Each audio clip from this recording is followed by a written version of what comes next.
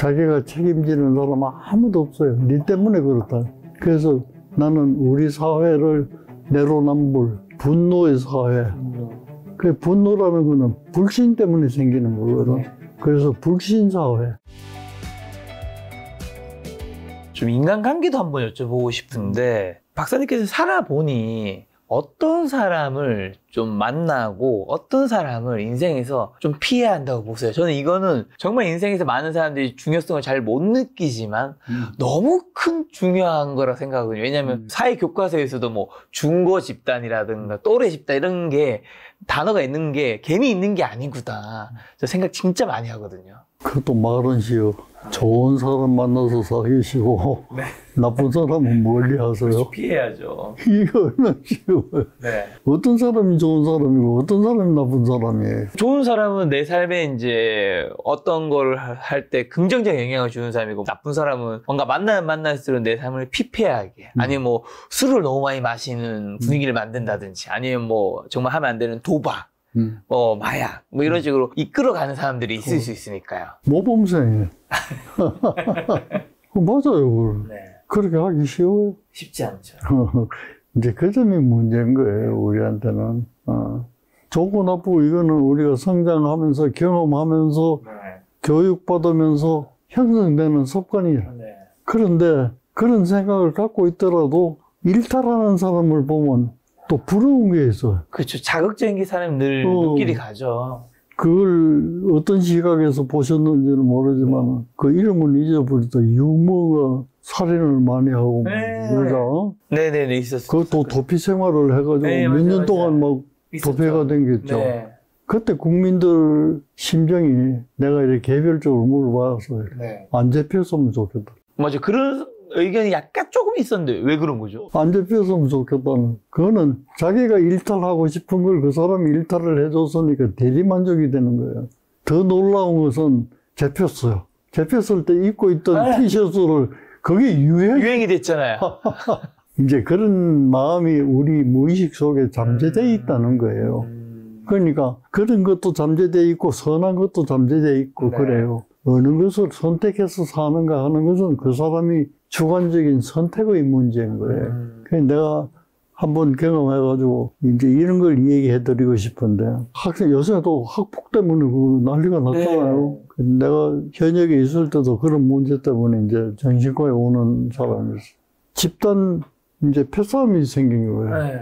그러니까 이제 경찰서에서 이제 쌍방 처벌을 해야 되는데, 네. 그래서 학부모들이 달라들어가지고, 그때 뭐 높은 사람 절하고, 백이라는 백은 다 동원해서 하니까 경찰관도 두고 얼마나 괴롭겠어요. 그래서 이제 생각 다 못해서 이제 경찰관이 그러면 정신과에 가가 얘들이 정신이 온전하지 못하다는 그런 진단서를 하나 받아오면 이거는 좀 선처해 주겠다. 네. 아마 이제 그렇게 박애인이 됐나 봐. 네. 그 한 집단이 나한테 왔어. 한 10명 됐어. 네네. 그런 얘기를 듣고, 경찰관이 오직 고민해서만 이래 보냈겠나 싶어. 될 수 있는 대로 이제 그런 병리적인 요소를 내가 찾아가지고 하나라도 좀 써주고 싶어서. 그래서 하나하나 이제 개별적으로 학생도 불러서 물어봤지만 부모님들, 어머님들이 주로 따라왔는데, 네. 어머님을 오시라고 해서 똑같은 얘기를 하는 게 하나가 있어. 뭐야? 우리 애는 착한데 나쁜 애를 사귀어서 그렇다. 그러면 그 10명 가운데 한 사람은 나쁜 애가 있어야 될 것 아니에요. 어? 그래서 그 나쁜 애를 본받아서 같이 놀다가 보니까 이래 됐다. 네. 그게 논리적이잖아. 네네네. 10명을 다 물어봤는데 나쁜 애가 없어. 나쁜 애가 없는데 10명이 다 나쁜 짓을 했어. 그렇듯이 이제 좋은 사람, 나쁜 사람을 만나는 거는 이거는 조금 비약된 얘기긴 하지만 인연인 것 같아. 우리는 살다가 보면 나쁜 사람도 만나고 뭐 좋은 사람도 만나고 막 만나요. 그게 참 우연찮은 기회에 맺어지는 거잖아요. 그래, 만나요. 게. 만났는데 거기에서 내가 어떤 선택을 하고 어떤 방어를 갖고 어떤 적응을 하는가 하는 것은 오로지 내가 선택하는 거거든. 그렇죠. 그 선택할 능력이 있는 사람하고 네. 없는 사람하고는 거기에 빠지는 사람도 있고 벗어나는 사람도 있고 그런 거예요. 그러니까 그게 어려운 거지. 나쁜 데 빠져 있는 사람도 전혀 모른다. 나는 그거는 아닐 것 같아. 요새 뭐 사이코패스 어떠고 그러면서 텔레비에 나와서 얘기하는데 그런 걸 판단도 못한다 이러지만은 내 생각은 경험했던 걸로 봐서는 판단 못하는 건 없어요. 그래서 박사님께서 이제 뭐 인생을 자기 마음대로 살지 못하고 타인과의 관계망 속에서 영향을 주고받을 수밖에 없는데 어떻게 살아야 하는가에서 환경은 선택할 수 없더라도 어떻게 행동할 것인지는 선택할 수 있다. 그런데 적극적인 사람은 환경도 선택하거든요. 이민 가잖아요. 이제는 일일권이니까 말이에요. 네. 자기 가치와 합당한 곳으로 찾아가는 거예요. 능동적으로. 근데 그런 용기가 없는 사람은 주저앉아가지고 그런 압박을 받더라도 그냥 사는 거고. 환경도 바꿀 수 있고 그 환경 안에 있더라도 선택은 내가 할 수 있는 거죠. 그렇죠. 그러니까 전생이 어떻다, 뭐 후생이 어떻다, 이거는 뭐 종교적으로 하는 얘기지만은 내가 취급하는 거는 세상에 태어나서 하직할 때까지 어떻게 사는가 하는 게 문제거든. 그거는 따지고 보면 선택이에요. 우리가 어릴 때 그런 분별이 없을 때는 부모가 선택해 주지만 자의식이 생기고 나서부터는 선택이에요. 예를 들면 길을 가다가 Y자가 나와. 왼쪽으로 갈까 오른쪽으로 갈까. 내 마음이지. 선택이죠. 누가 또 얘기해 주는 사람은 있을 수가 있어. 아, 왼쪽으로 가면 뭐 극락이고 오른쪽으로 가면 지옥이다. 가르쳐 줄 수 있지만 자의식이 있는 사람은 지옥이라도 좋다. 내가 오른쪽으로 가야 되겠다. 이게 선택이거든요. 그러니까 내가 일생을 살아보니까 남 탓할 거 없어. 이거 내가 선택해서 내가 사는 거예요. 그래 놓고 그게 괴로우니까 남 탓하는 거예요. 남 탓 얘기해 주셔서 어떤 문제가 터지면 상황이 아닌 나에게 그 원인을 찾아야 하는 이유는 뭘까요? 보통 남 탓 많이 하잖아요. 남한테 원인이 있다고 하면 내가 마음이 편하잖아요. 그러니까요. 내가 나쁜 짓을 했어. 내가 나쁜 짓을 했다. 괴롭잖아. 그러나 내가 김 작가 말 들어가지고 나쁜 짓 했다. 그럼 나는 편한 거예요. 좀 편해지죠. 상대방이 뒤집어 씌워버리면 내로남불. 그 내로남불도 그거 참 재밌는 거예요. 오직하면 이 내로남불이 그 미국에서 신문 보도하면서 번역할 말이 없어가지고 내로남불 발음 나오는 대로 그대로. 그게 우리나라 사람들한테 너무 많아. 그래서 나는 그걸 좀 확대해서 가면 우리 사회는 지금 내로남불 사회예요. 자기가 책임지는 사람 아무도 없어요. 니 때문에 그렇다. 극단적으로 얘기하면 내가 환자를 만나보면 말이지. 너 왜 이러냐 이래 물어보면 부모가 나를 안 낳았으면 니 이런 짓 하나. 그런 소리 하는 사람도 있어요. 그러니까 내가 그 나쁜 짓이라든지 어떤 상황이라든지 그거의 주체가 나다. 이래 생각하려고 하면 너무 괴로운 거예요. 그렇죠. 받아들이기가. 괴로우니까, 그건 김 작가가 뭐 물을 마시라고 해서 마셨더니, 그게 나쁜 거다더니. 이래 뿌리면 적어도 나는 편하잖아요. 그렇죠. 그래서 이제 그렇게 생겨. 그런 태도가 삶에는 안 좋은 거 아닌가요? 안 좋은 거죠. 그래서 사람이 제일 성숙하다고 하는 것은 내가 나를 객관화시켜서 볼 수 있는 능력이 있는 사람은 가장 건강한 사람. 자, 객관화한다는 거는 무슨 말이냐 하면 나나 김 선생이나 모양을 보자면은 볼 수 있어. 모양이요? 거울을 봐요. 그렇죠. 거울을 봐도 내가 아니에요. 저하고 바뀌죠. 바뀐 거지. 그렇죠. 그래도 그나마 볼 수 있잖아. 내가 머리가 길다, 짧다, 안경을 꼈다, 안 꼈다, 이거 보잖아요. 마음은 어떻게 보여요? 잘 안 보이죠? 안 보이는데. 마음 있으면 나한테 좋아요. 줄 수 없잖아요. 있기는 있는데 못 주는 거예요. 이제 그것을 내 마음을 객관화시킨다는 것은 내 마음을 끄집어내가지고 내 앞에 세우는 거예요. 얼마나 어려워, 이게. 그래 놓고 내가 보는 거예요. 자기 자신을 돌아봐야 되는 거. 그러니까 내가 나를 객관화시켜서 쳐다볼 수 있는 능력이 있다면 그거는 종교적으로 말하면 부처님 같은 거죠. 불교는 종교라고 하지만 나는 뭐 불자도 아니지만은 마음 공부하는 데는 그 방법론이 그 불교가 상당히 앞서 있어요. 그 의학적인 이론보다는. 그래서 그 종교가 기독교든 가톨릭이든 뭐 이종교라도 그 공부하는 분들이 많아요. 많은 거는 마음 공부를 그렇게 하는 거예요. 그게 내가 내 마음을 솔직히 끄집어낸다는 것도 이게 어려운 거예요. 지금 모르긴 해도 말이지. 김 선생도 작가니까 상상력이 많고, 상상력 중에는 좋은 상상력 말고도 말이지, 나쁜 짓 하고 싶은 생각도 많아요. 있겠죠. 근데 이제 의학자들은 그 본능을 두 가지로 얘기한 거예요. 네. 하나는 공격적인 욕구하고 하나는 성적인 욕구. 네. 그거는 이제 그냥 가설이지만은 의학에서 정설로 받아들이고 있는 거예요. 그걸 합해가지고 그냥 리비도라는 말로 표현해서 네. 번역할 방법이 없어가지고 그냥 리비도라고 썼는데, 네.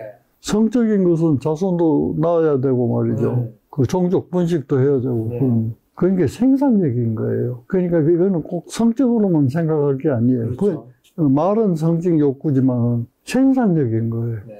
우리가 지금 여기서 유튜브 하고 이도 생산적인 거예요. 네. 운동선수가 운동 잘해가지고 생산적인 거죠. 올림픽 나와서. 공부 잘해가지고 노벨상 하는 것도 생산적인 거죠. 그게 성적 욕구예요. 네. 공격적인 욕구가는 무지막. 어젠가 뭐 알아도 텔레비에 보니까 뭐 끔찍한 일들이 막 생기더라고요. 맞아. 그게 공격적인 욕구예요. 그러나 공격적인 욕구라는 게 반드시 그렇게 부정적인 거냐? 아니에요. 공격적인 욕구가 있어야 사람이 살아갈 수가 있어요. 뭐겠어요? 간단한 예를 들면 우리가 아침을 먹으면 밥이든지 뭐 서양식으로 토스트를 먹든지 뭐든지 먹어야 되잖아. 네. 먹으면 입으로 넣지요. 그러면 입으로 씹죠. 씹는 것은 어떤 행위예요? 들어간 음식을 파괴하는, 그게 공격성이에요. 공격성인 게 꼭 뭐 지하도에서 뭐 칼로 남을 찌르고 그게 아니고, 생산적으로 보면 공격성이 없으면 우리가 살아갈 수가 없어요. 그러니까 공격성과 이 성적인 욕구, 생산성이 잘 조화를 이루어야 좋은 생활을 할 수가 있는. 그러니까 어느 것이 이게 편제가 돼버리면 네. 조화가 이루어지지 않잖아요. 네. 그러니까 이제 그런 공격성이 생기고 성적인 일탈이 생기고 그런 거지. 그 본능적인 욕구로 보면 이제 그런 거예요. 조화가 필요하다. 자, 요즘에는 많은 MZ세대, 이 청년 2030 세대분들이 열심히 노력을 하지 않는 분들도 꽤 많다고 하더라고요. 왜냐하면 열심히 해봤자 어차피 지금 시대는 성공하기 쉽지 않은 시대니까.